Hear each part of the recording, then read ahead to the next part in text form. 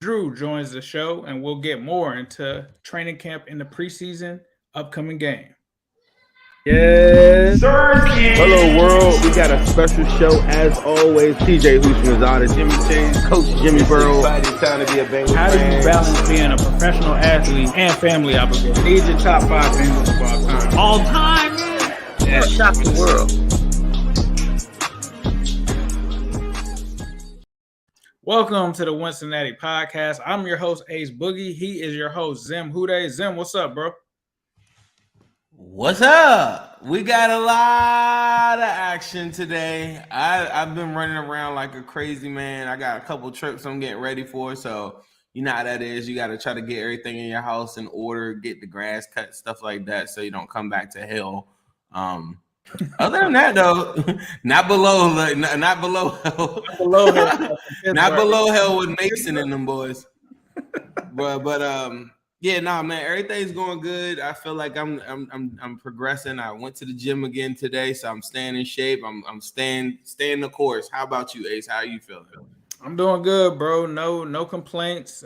Just got off of the AFC North side, ready to jump into Cincinnati and ready to really. We kind of were talking in spaces earlier about this upcoming interview tonight. So we're gonna have NFL Network and Jacksonville Jaguars superstar Maurice Jones-Drew will be joining us today. We'll get into a lot of topics about the Bengals Super Bowl run. We'll talk some fantasy. We got all kind of stuff planned for that. So definitely make sure that you guys stay tuned for that.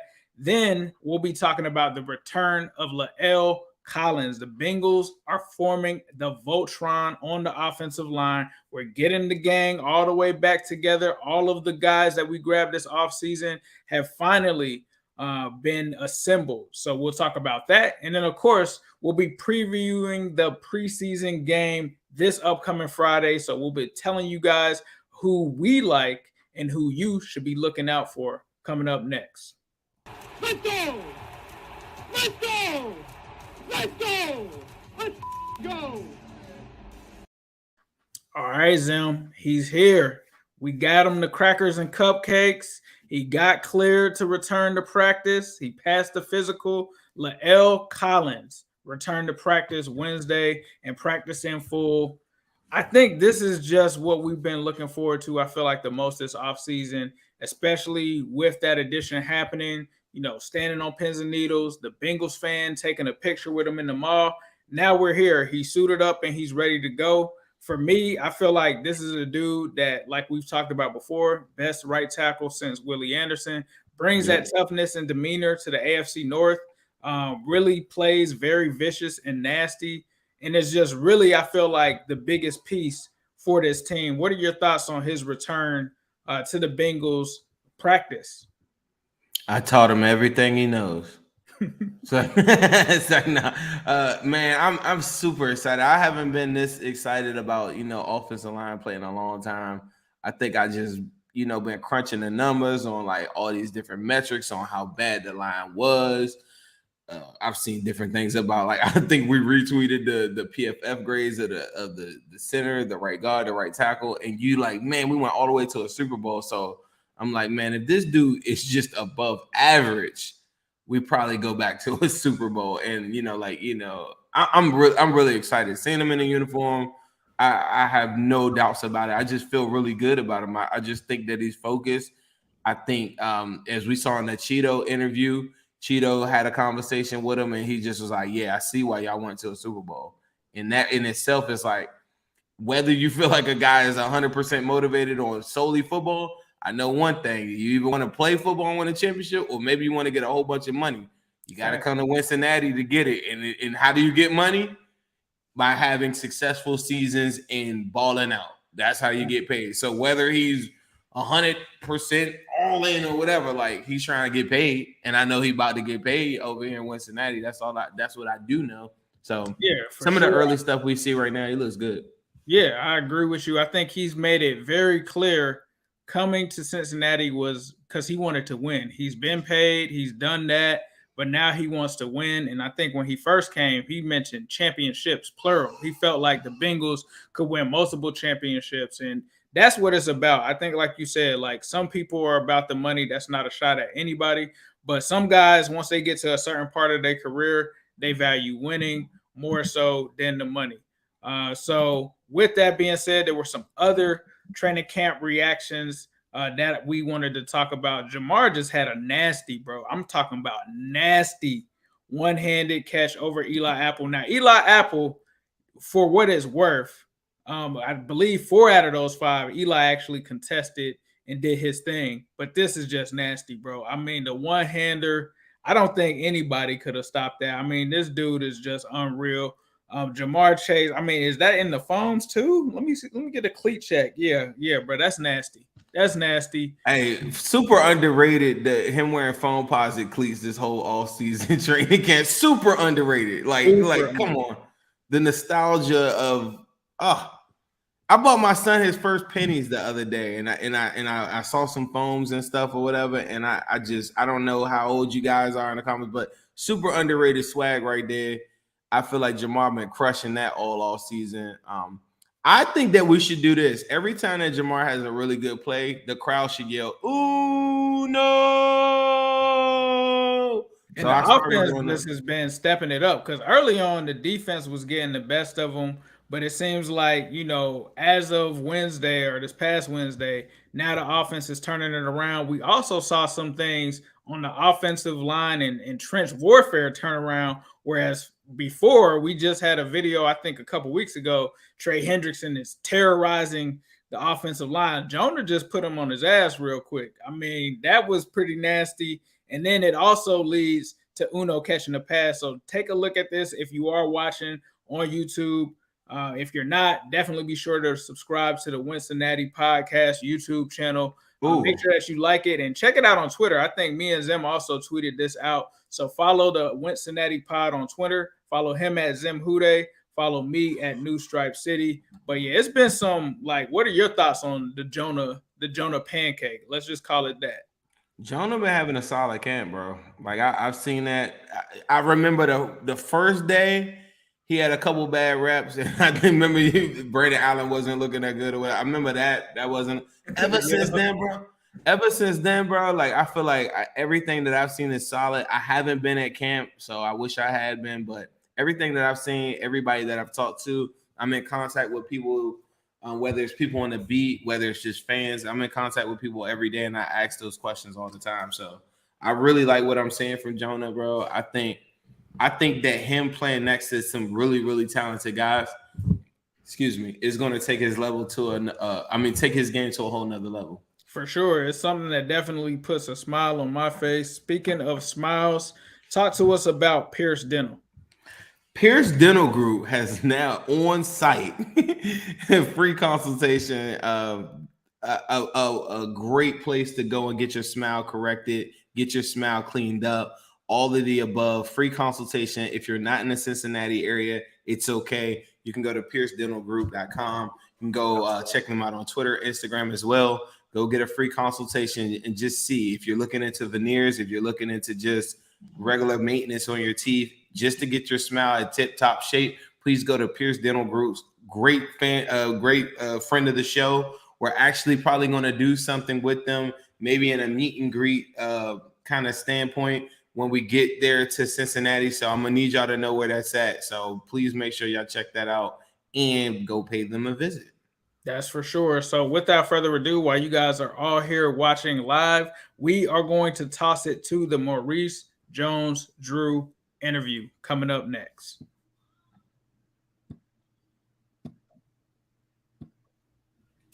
All right. Welcome to the Wincinnati Podcast. We are going to welcome in our guest, Maurice Jones-Drew. MJD, what's going on, bro?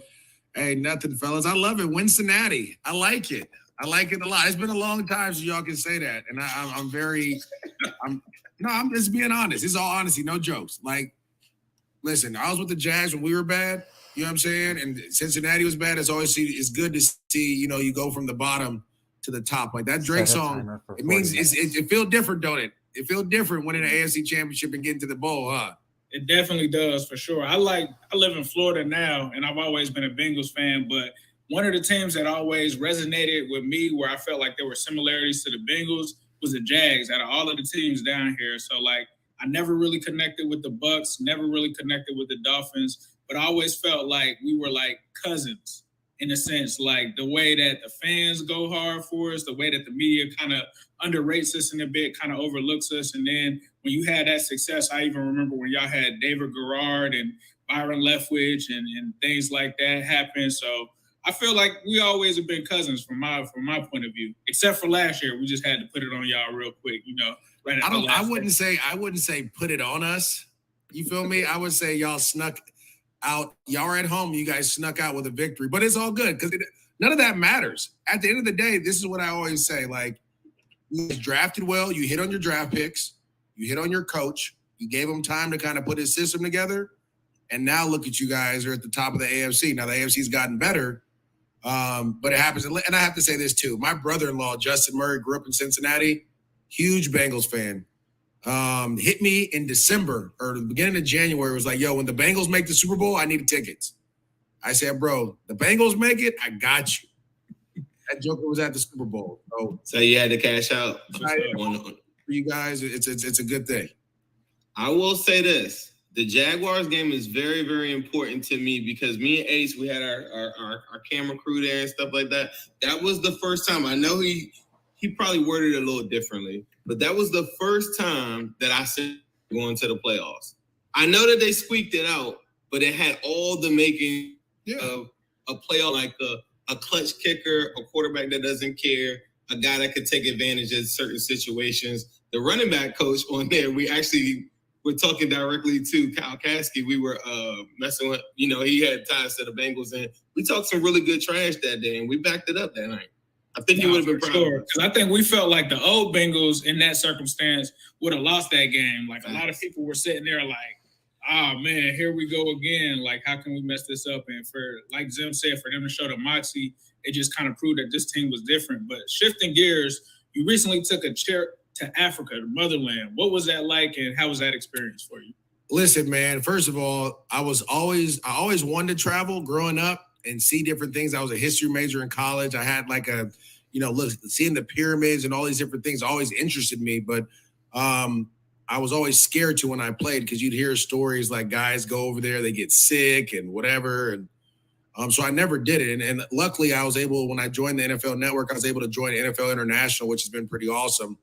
And OCU and is kind of the credit for all that went on in Africa.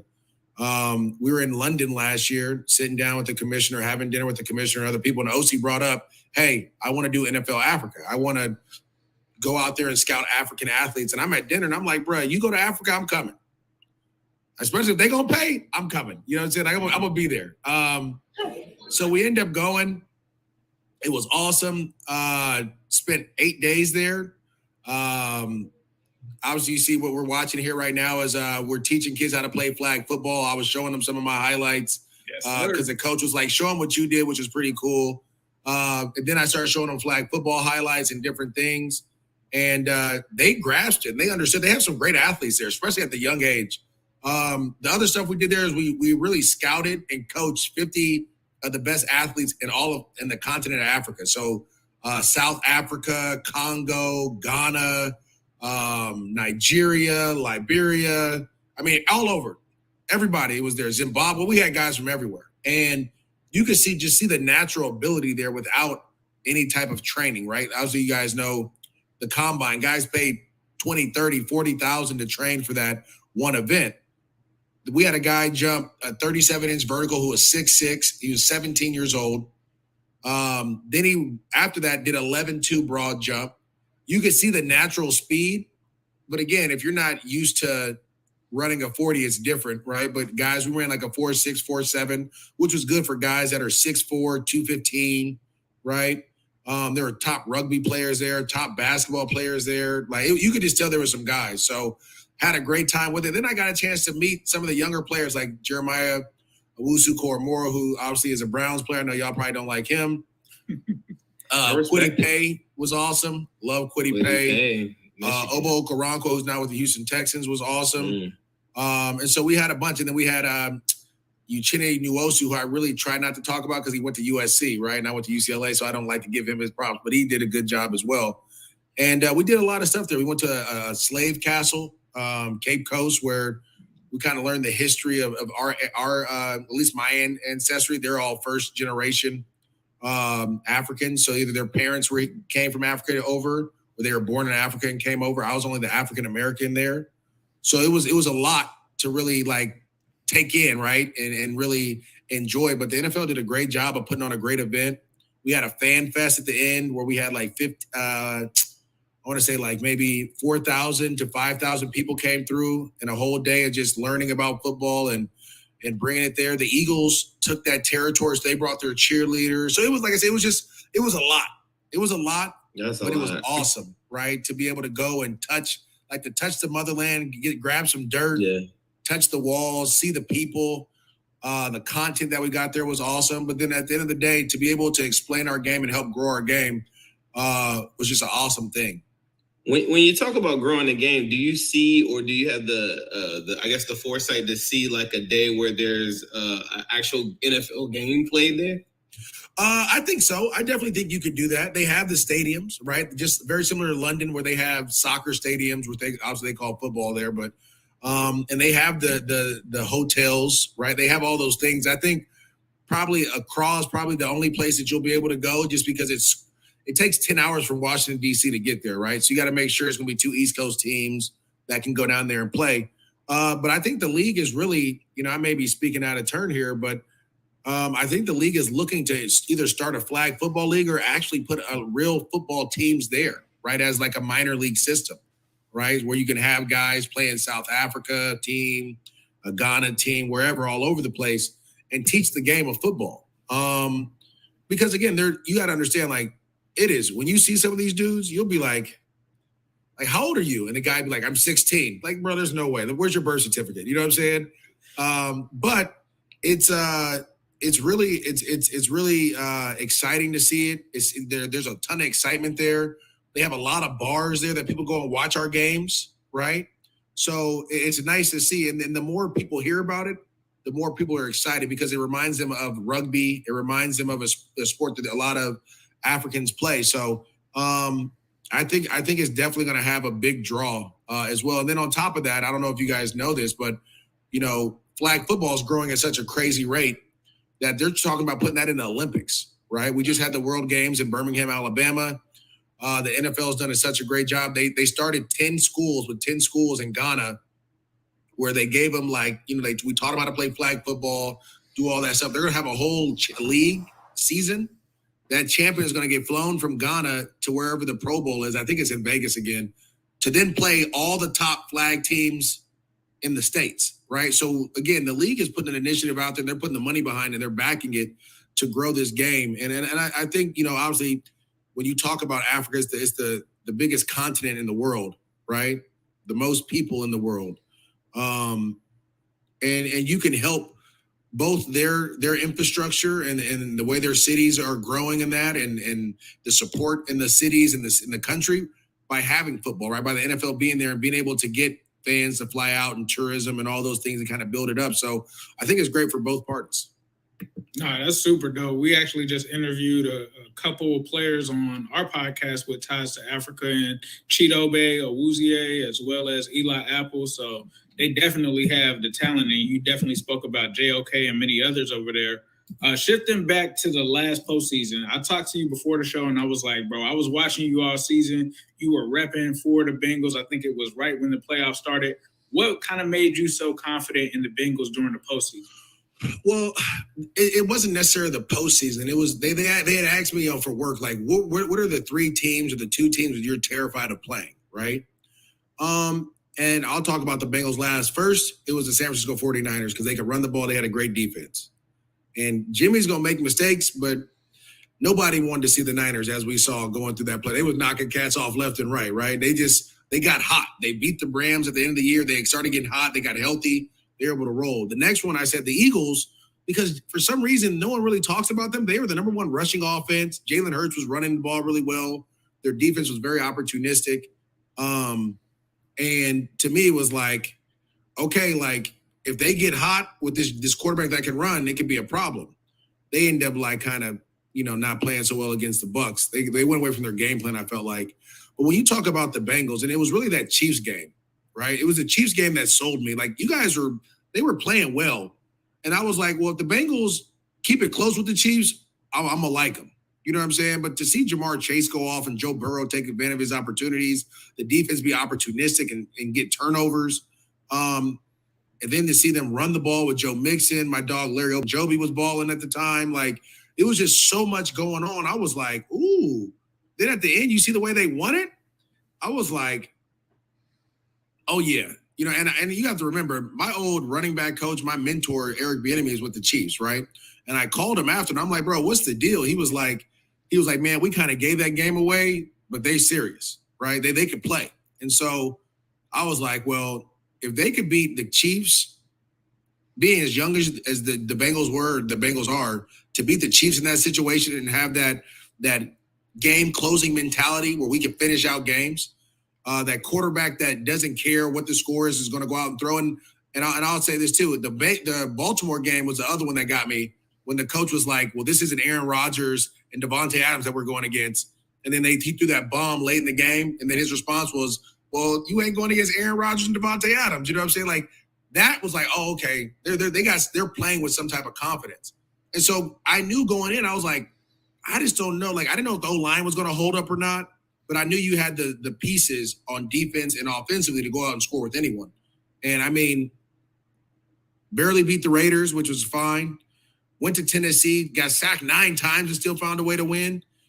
And then to come back down 18 or 21 against the Chiefs to win, I was like, yeah, like, this is going to be a tough for whoever it might have been. Right. And so, it's just the way the guys were playing, the way the quarterback was playing, the way the defense was like getting turnovers.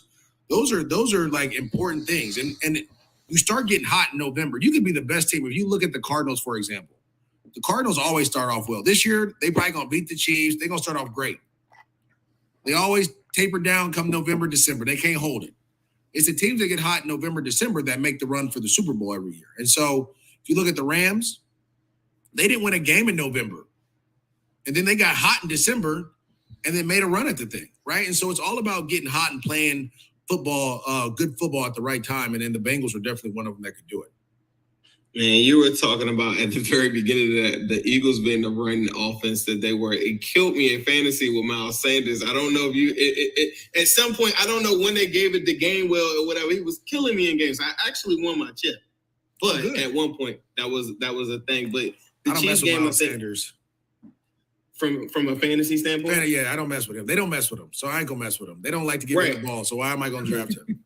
Well, see, look, I'm looking at mocks right now. We were just doing a mock the other day, and they got them so high, and I was like, y'all don't look at like the way that they utilized them this past season. I thought that's they tricky. Don't mess with Miles Sanders, family. Don't let the mocks get you in trouble.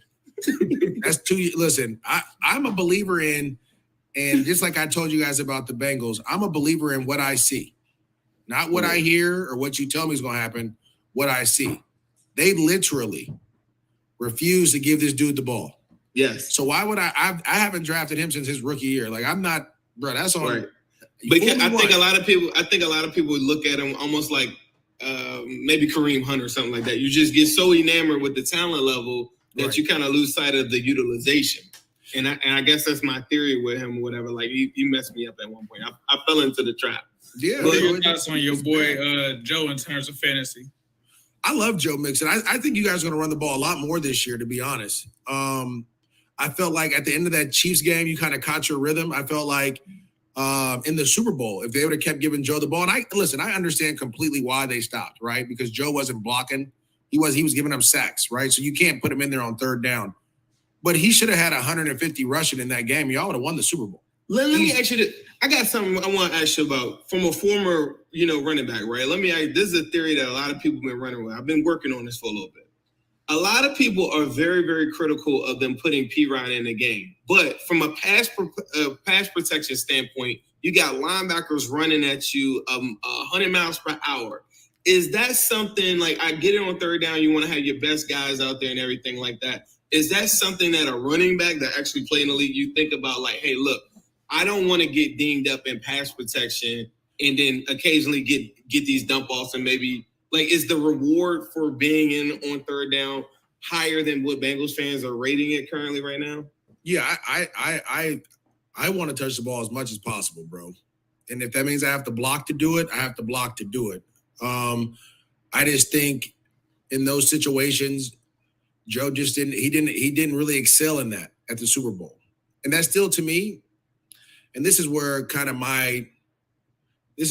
of go back and forth a little bit because I'm coaching youth football, so I'm trying to develop kids. At the NFL, like, we're going to develop you, but I got to win games, right? P. Ryan wasn't going to run that ball, bro. We know that he's not the runner like we thought, like people thought he was coming out of college. That's not what he did. That his game doesn't mold like he did at Oklahoma here. They used to compare him to you. They used to compare him to you. Don, he's not. No, he ain't even close to that. He ain't nothing like that. Don't do that. I'm not doing that. I'm just saying. I'm gonna tell you why. I'm gonna tell you why. Because look, this is my thing. When he's like 230 pounds, he's 230 pounds, right? He's a big dude. How do you not get a yard? Aaron Donald. No, I don't. I played against Aaron Donald. He couldn't stop me for a yard. Key block going against the small I don't care if guard. they don't block nobody. It's the Super Bowl. How do you not get 1 yard, bro? Exactly. You see what I'm saying? Like that spot, I hate the spot. This is the thing, though. I agree with what you said. But this is the thing, though. Joe Mixon had, with that same offensive line, was breaking off 20 and 30-yard runs. So if I'm Zach Taylor in that situation, I don't care if they know we're running the ball with Joe Mixon. Joe, go in here and get us his first down, right? And then I'm gonna pull you back out. Pete Ryan, go back in there and get this pass. At that point, we gotta be selfish and selfless, right? Selfish in the fact that I know my star runner needs to run the ball because he's been gashing them, right? The Rams couldn't stop your running game to save their life. Now, passing was a little bit different, but stopping that running game, oh my God, couldn't do it. But I was more so speaking to the overall concept. Maybe not just that one play, right? Is that a thing where you want to make sure, like in your case, when you were at your peak, you want to keep you as fresh as possible? No. So listen. That's never a point where you're like, hey, bro, I just need to preserve myself to the no, because this is the thing. And okay, this is gonna sound like out of pocket, but the team is better with me being on the field at all times. No, that's right. And so again, with the Bengals, your best was your best 11 on the field at all times, right? Is P. Ryan better than Joe Mixon? I can tell you no, because Joe Mixon got suspended a year. P. Ryan broke all these records, was an All-American. When Joe Mixon came back in Oklahoma, he went to second team and Joe Mixon went back to first team. That tells me he ain't better than him. You see what I'm saying? So you want to always have your best 11 on the field. Now, it's on Joe to be a better pass blocker. You see what I'm saying? It's on Joe to really dedicate himself throughout training camp and the season to be a better pass blocker, because now that's kind of out on him. Now, I've said that about Saquon Barkley as well, and I'll say the same thing about Joe Mixon. You have to be a complete back. That is running, catching, and blocking, right? If you can't block, I used to have a coach tell me this all the time, if you can't block, you can't play. Because eventually we have to keep you in there. You have to be able to block, because now if you can block, I can run screens with you. I can run you out of the backfield and I have the defense on their heels, and it doesn't like cut out half of our stuff when I put you in the game. Does that make sense? Yeah. And so it's on Joe now to be a complete back, because that cost you guys the Super Bowl at the end of the day. He gave it 2 sacks in that game? He did. And that's why they were like, bro, we gotta pull him out because he's not pass blocking. That's on Joe Mixon. Right. And so Joe has to now be a better pass blocker. He's a great receiver, a great runner,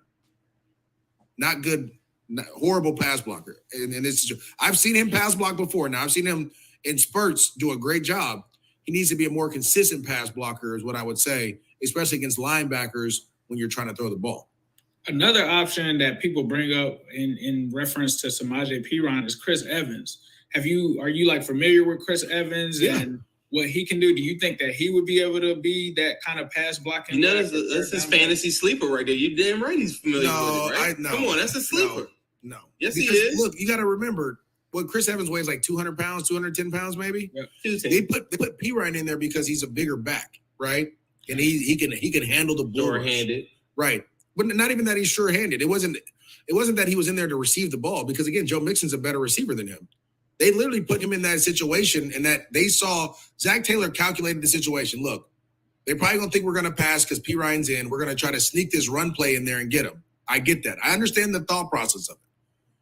Right. But to me, I want to give the ball. If I'm gonna run the ball, my best runner has to run the ball. You see what I'm saying?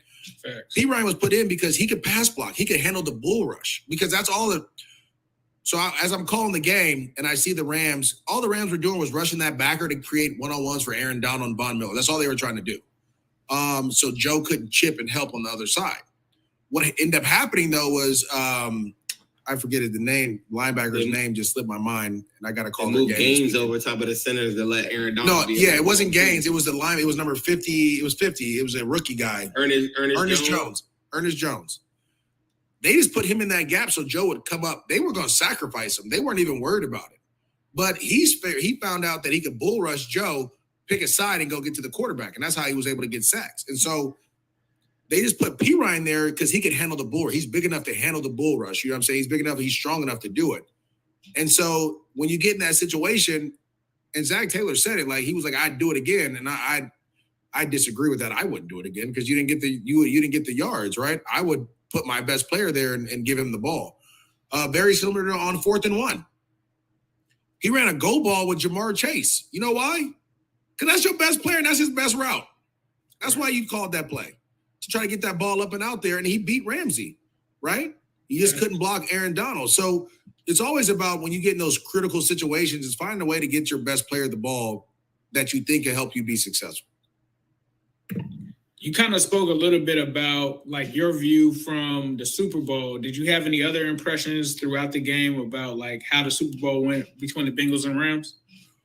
I mean, I thought, I'm a big component of consistency. And I feel like the refs were pretty consistent for the most part. There were some plays let go. There were some plays that they didn't. I know the holding on Cooper Kupp, a lot of people were upset about, right? And this is what I'll say. Anytime there's a receiver on a linebacker and he grabs him, they're going to call holding.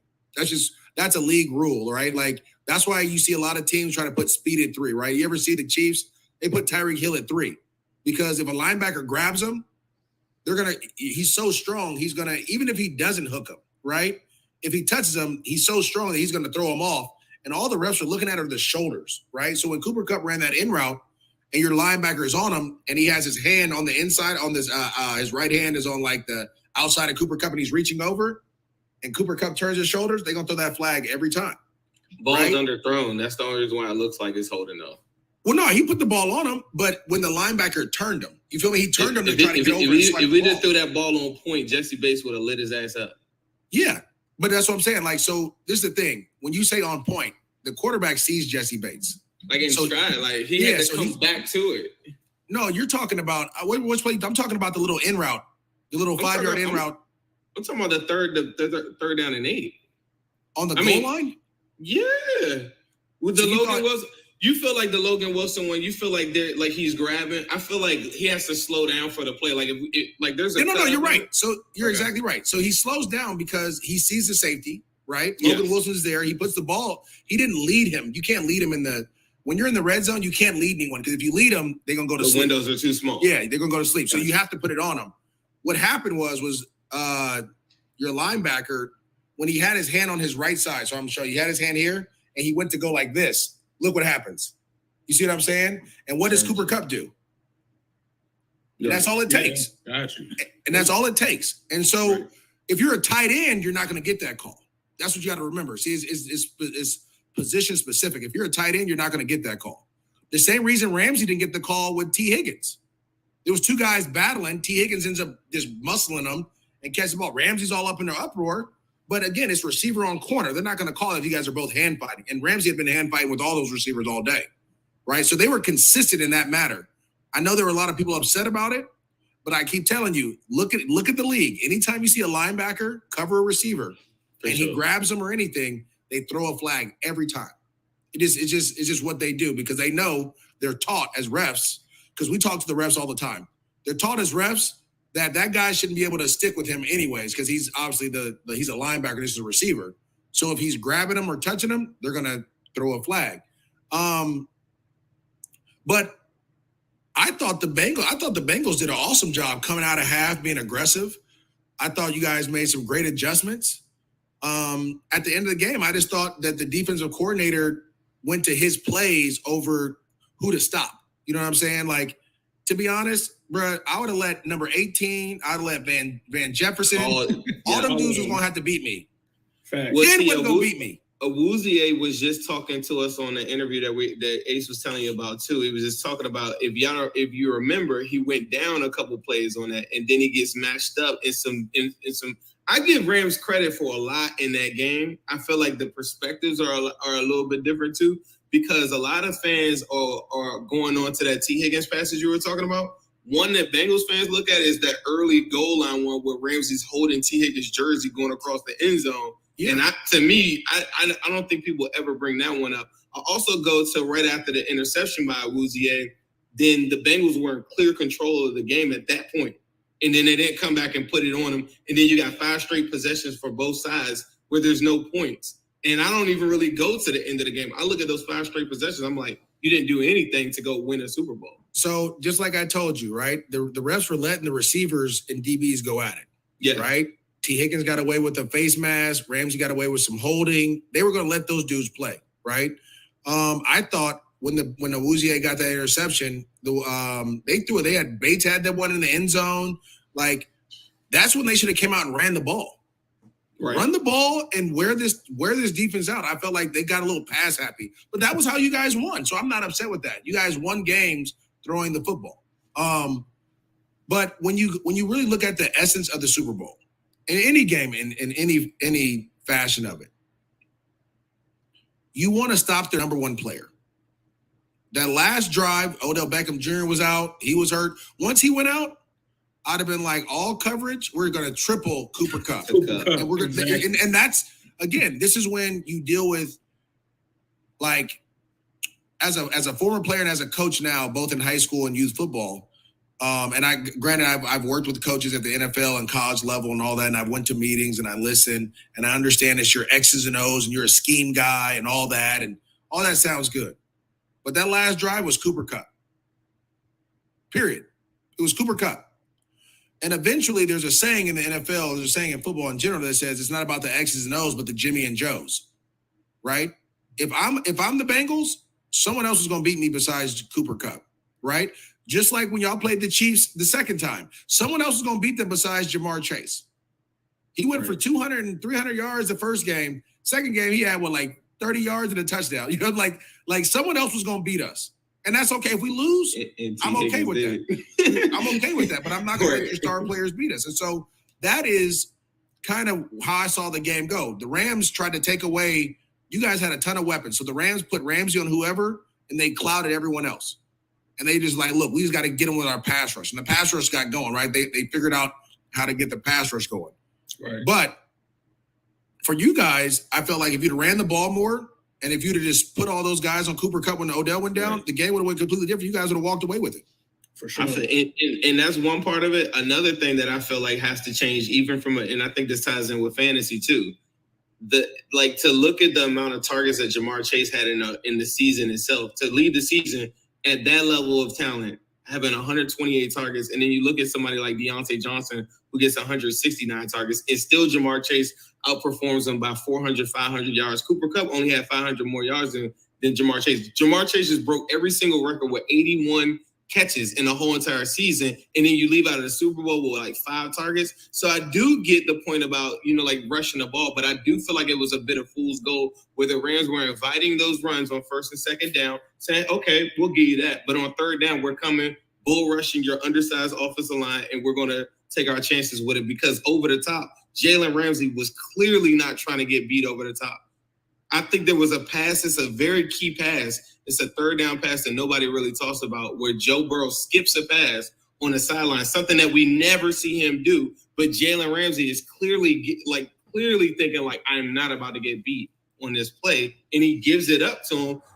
Comeback route, chases at the sticks, Joe skips it. So it's small details, the experience, all these different factors or whatever. Going into your experience that from just playing football, I look at the all-season acquisitions of the Bengals, and I think that they did a lot to help themselves in the run game, primarily more so than the pass game. I feel like Joe Burrow's still going to get sacked a bunch of times. But in the run game, knowing what you know about, man, he's a renegade, bro. He does not care. He says on third downs, I'll just take sacks. I don't care.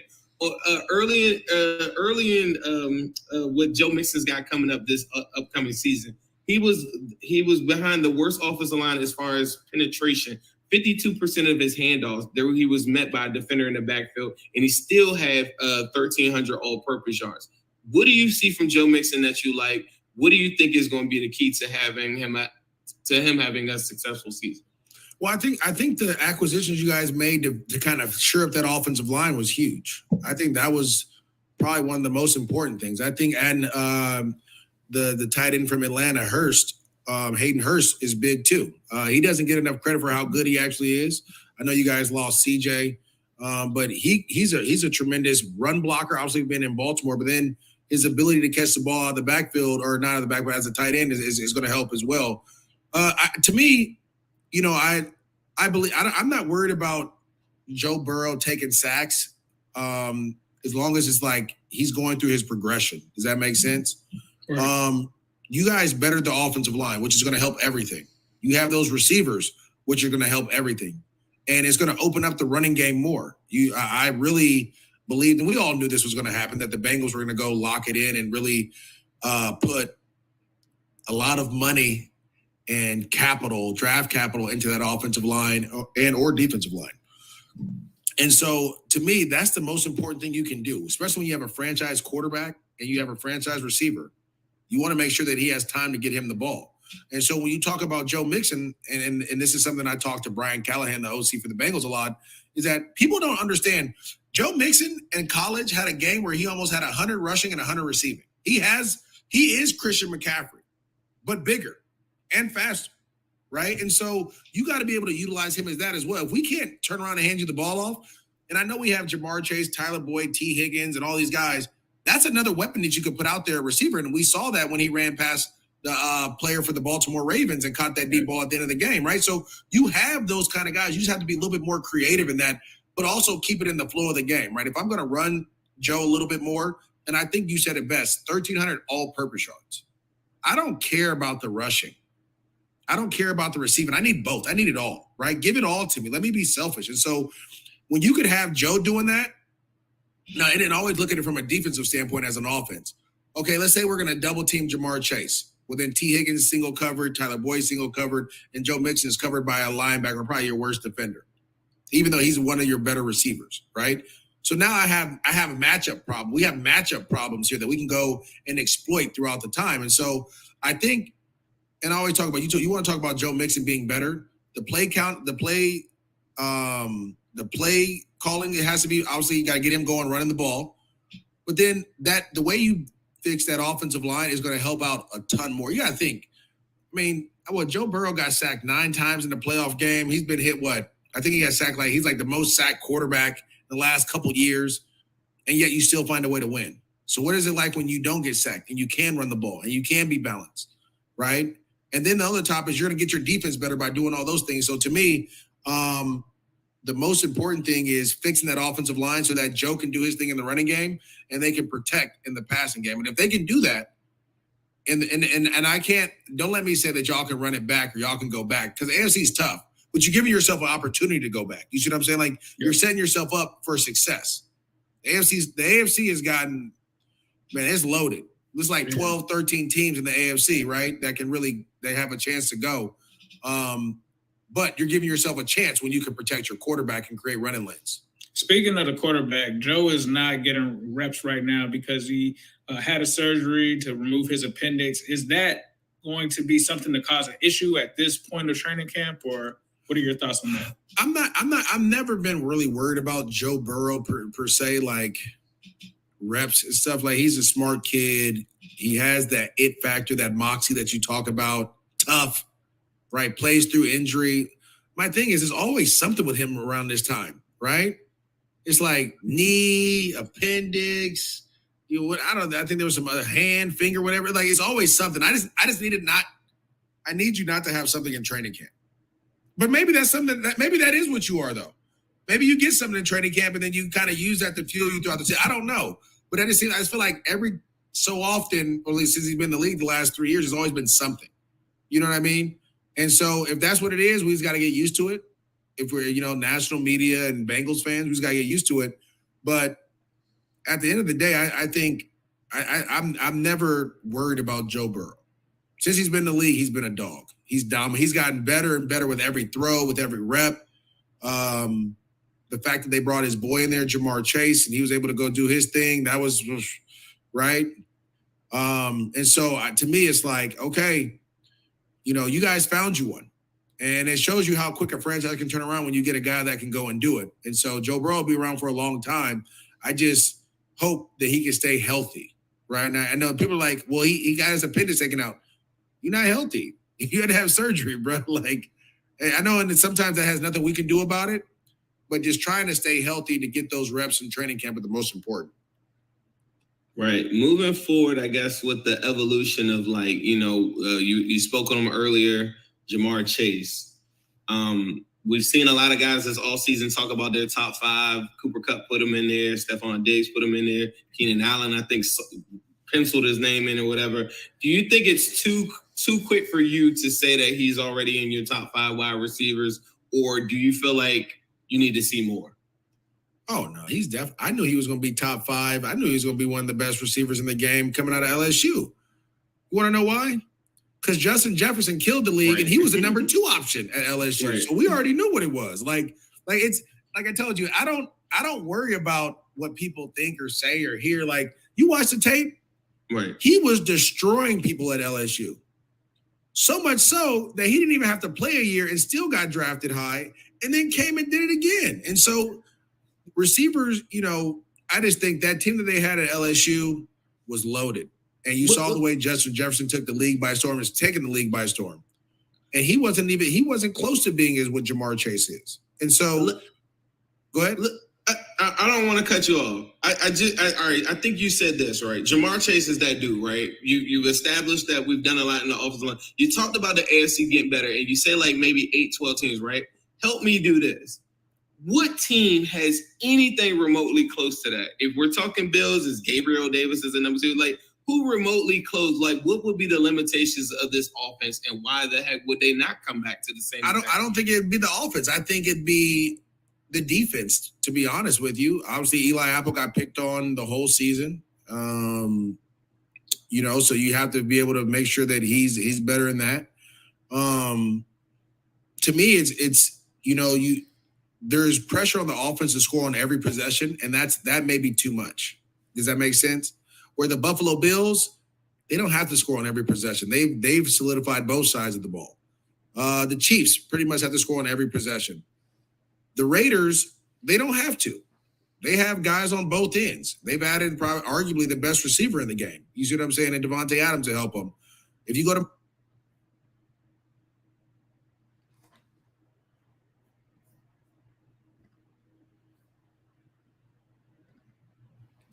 all right. That moxie that you talk about, tough, right? Plays through injury. My thing is, there's always something with him around this time, right? It's like knee, appendix, I think there was some other hand, finger, whatever. Like, it's always something. I just need you not to have something in training camp. But maybe that's something maybe that is what you are, though. Maybe you get something in training camp and then you kind of use that to fuel you throughout the season. I don't know. But I just feel like every so often, or at least since he's been in the league the last 3 years, there's always been something. You know what I mean?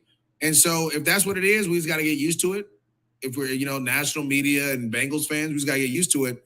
But at the end of the day, I think I'm never worried about Joe Burrow. Since he's been in the league, he's been a dog. He's dominant. He's gotten better and better with every throw, with every rep. The fact that they brought his boy in there, Jamar Chase, and he was able to go do his thing, that was right. And so to me, it's like, okay, you guys found you one. And it shows you how quick a franchise can turn around when you get a guy that can go and do it. And so Joe Burrow will be around for a long time. I just hope that he can stay healthy right now. I know people are like, well, he got his appendix taken out.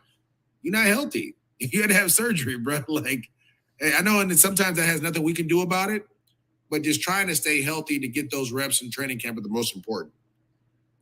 Right. Moving forward, I guess, with the evolution of you spoke on him earlier, Jamar Chase. We've seen a lot of guys this all season talk about their top 5. Cooper Kupp put him in there. Stephon Diggs put him in there. Keenan Allen, I think, penciled his name in or whatever. Do you think it's too too quick for you to say that he's already in your top 5 wide receivers, or do you feel like you need to see more? Oh no, he's definitely. I knew he was going to be top 5. I knew he was going to be one of the best receivers in the game coming out of LSU. You want to know why? Because Justin Jefferson killed the league, and he was the number 2 option at LSU. Right. So we already knew what it was. Like it's like I told you, I don't worry about what people think or say or hear. Like, you watch the tape, right? He was destroying people at LSU. So much so that he didn't even have to play a year and still got drafted high, and then came and did it again. And so receivers, I just think that team that they had at LSU was loaded. And you saw the way Justin Jefferson took the league by storm, is taking the league by storm. And he wasn't close to being as what Jamar Chase is. And so, go ahead. I don't want to cut you off. All right. I think you said this, right? Jamar Chase is that dude, right? You've established that we've done a lot in the offensive line. You talked about the AFC getting better, and you say like maybe 8, 12 teams, right? Help me do this. What team has anything remotely close to that? If we're talking Bills, is Gabriel Davis is the number 2? Like, who remotely close? Like, what would be the limitations of this offense, and why the heck would they not come back to the same? I don't think it'd be the offense. I think it'd be the defense, to be honest with you. Obviously, Eli Apple got picked on the whole season. So you have to be able to make sure that he's better in that. To me, it's there's pressure on the offense to score on every possession, and that may be too much. Does that make sense? Where the Buffalo Bills, they don't have to score on every possession. They've solidified both sides of the ball. The Chiefs pretty much have to score on every possession. The Raiders, they don't have to. They have guys on both ends. They've added probably arguably the best receiver in the game. You see what I'm saying? And Devontae Adams to help them. If you go to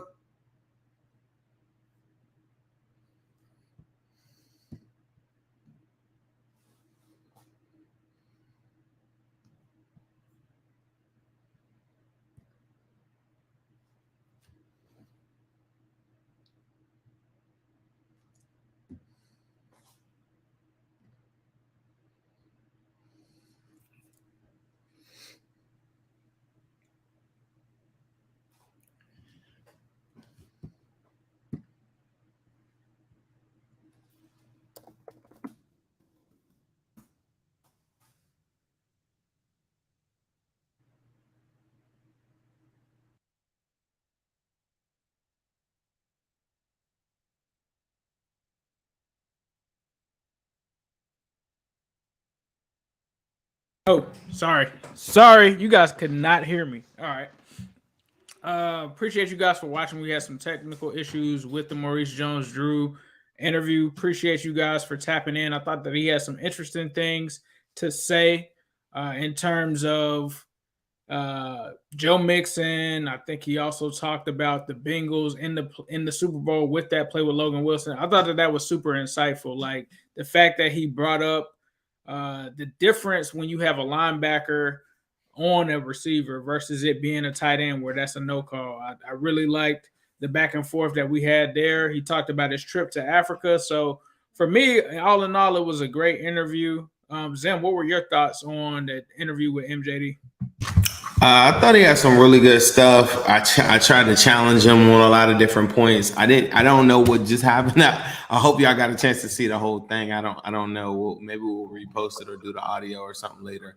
But I thought it was really dope because he kind of had a different perspective on certain parts of the game, or a perspective on even just if it's pass blocking with Mixon. I thought that was really dope to just hear like an outside opinion. I think it is pretty telling, like on some of the parts where I'm saying like, hey, look, what are the holes on this team? And he was really quick to be like, I mean, I don't know if I walked away. It's kind of remind me of like when I'm on Twitter and stuff. Like, I don't know if I walked away where I'm convinced that, like somebody's going to take a step away, but yet I felt like he was trying to make a case for all of these other teams. And I was like, kind of like, okay, like he was saying Chargers. And I'm like, so you mean the team that had the worst pass defense in the NFL? Like, that's the team that you think? Okay, so then like, and then we would go from like each team. And each team is very easy to identify a variable or something that's off. But when it came to the Bengals, he really didn't have anything. So I thought that was like, well, I feel like he didn't have anything. So I think he tried to say something like the turnovers wouldn't come that easy. And we kind of talked about it after the interview where we were like, well, the turnovers really didn't come like during the season. I feel like he was just looking at the playoffs, though. You know what I'm saying? In a playoff run, but like he's looking at Ryan Tannehill and he's looking at, like I don't feel like it seemed to me like he kind of felt like the defense wouldn't be able to hold up. That's what I kind of got from it. He also had said early on he thought we would add more to the pass rusher standpoint. So I think from what I took from it, it seems like he feels like the weakness is our defense, which I will say that we would disagree with that because our defense is super underrated. They were really more consistent than the offense. So when he talked about the offense struggling and the defense having to stop someone, I wasn't really worried about that because, like you said, like we both feel like the defense isn't that bad. And I think he kind of kept using the word opportunistic. And I kept saying, like, I didn't really feel like we were an opportunistic defense. And this was after the show. I felt like that's like the 2005 Bengals defense. I don't feel like this defense that the Bengals had was just surviving based off of turnovers. But, I mean, I think every team has a weakness or a weak point of its team, and I guess that's the one that he decided to point to. But I respect his opinion. I don't feel like the Bengals are one of the weaker teams of the AFC. Like we could talk about the Chargers, like he said. He's gonna probably bring up Khalil Mack. He's gonna probably bring up the corner J.C. Jackson that they signed, and that's all fun and dandy. But at the end of the day, each team always has a weakness, and I still feel like the Bengals have the least amount of weaknesses of any team in their that's what I was saying is like, I don't feel like the Bengals are perfect. I just thought like, whether it was the Super Bowl, whether it was the playoffs, I felt like an outside opinion of a guy that probably like, and he was very clear to say, like, I need to see you do it again. And we have a rule, like we'll say like that on Twitter Spaces. If somebody says like, you need to see him, they need to see it again, then there's really nothing that we can really talk about right now because you've already stated the fact that you need to see it again to be convinced. So but it's crazy. Like, so the Bengals can't convince him that we're going to, or me and you can't convince him that they're going to return and be a Super Bowl champion just because of my opinion. He's clearly letting you know based off of all the things that he was saying that, hey, look, I understand that you got turnovers in the post. I thought that Logan Wilson play was, if you grab a guy like that, like his perspective on all the different points that I think the Bengals would probably kind of gravitate to and say, well, Logan Wilson played technical defense. His perspective was a little bit different, but I think it goes hand in hand with him saying we need to see it again. And if somebody says they need to see it again, there's literally nothing you can tell them. You just got to do it again. Yeah, and speaking of things that I need to see again, Midwest Barbecue and that Uno Wings commercial. Let's go ahead and see that again. We need to see that again. Put them Uno Wings. Uno Wings. They tell me that the Uno Wings will make you do the gritty. The Uno Wings will make you do the gritty. Uno Wings. Uno Wings. Come and get them Uno Wings. Uno Wings. Who they gonna be? Them Uno Wings. Uno Wings. Them beats got you with them Uno Wings. Uno Wings. They tell me that the Uno Wings will make you do the gritty. The Uno Wings will make you do the gritty.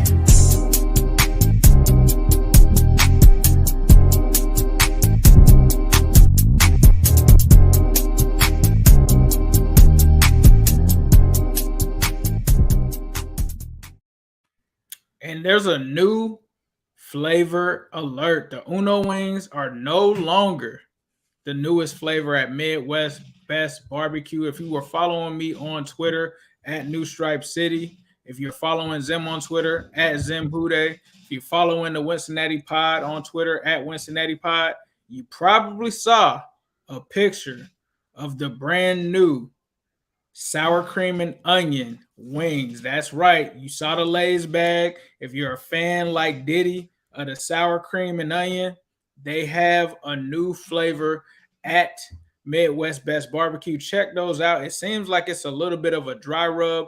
Seems like it's amazing. Tim was out there whipping up in the lab, and he was like, we were just trying something, and we actually ended up creating a brand new flavor. And I can tell you, I don't think Midwest Best Barbecue has any bad flavor wings. They had the Grippo wings. Now they got the sour cream and onion. Those are fire. Definitely be sure to check them out. Head on down 669 Justice Court in Loveland, Ohio. We'll be there in a few weeks to definitely try some of those sour cream and onion wings. But Zim, we got a game to watch tomorrow, bro. The Bengals are back. The first game, the preseason against the Cardinals.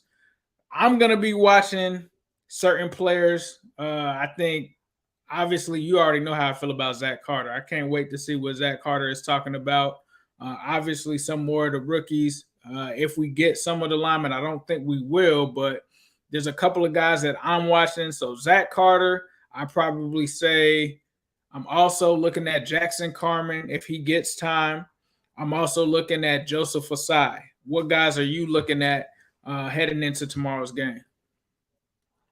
I'm looking into a lot. Zach Carter being one. I want to see, do they give Chris Evans any run at running back as well? I would love to see Daxton Hill make some plays.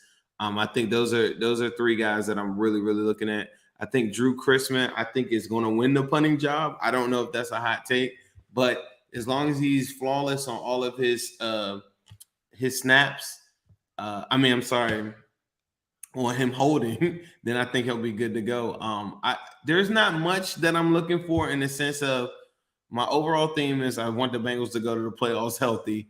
And so from a starting standpoint, I'm looking to not see starters play. I really don't want them to play. I don't see the value in it in a 17-game season.